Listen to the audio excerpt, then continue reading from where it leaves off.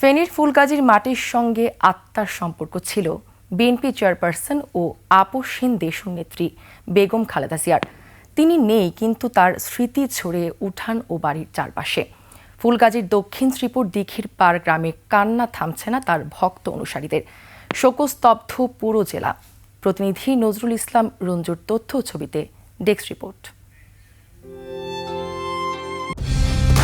Colour expert, George sap এবং mild on hands technology সমৃদ্ধ Orix crystal wash আপনার laundry expert.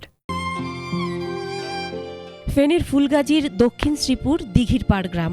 এই গ্রামের মজুমদার বাড়ির মেয়ে বেগম খালেদা জিয়া। 2008 সালে বেগম খালেদা জিয়া নিজ হাতে রোপণ করেছিলেন এই নিম গাছ। সেই গাছটি এখন স্মৃতিচিহ্ন।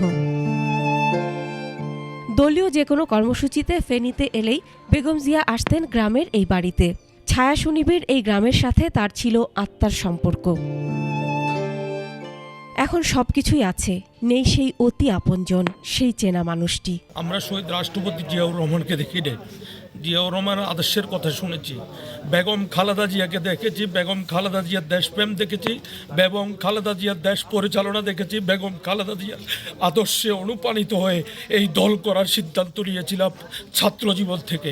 নির্বাচনের আগে আমার দাদা দাদির কবর জিয়ারত করে উনি আমাদের এখানে আসতেন, জিজ্ঞাসা করতেন তোরা কে, কিরকম আছিস, কি অবস্থা এলাকার, কোনো অসুবিধা না, সব ঠিক আছে, তো ঠিক আছে, অসুবিধা হলে আমাকে জানায়।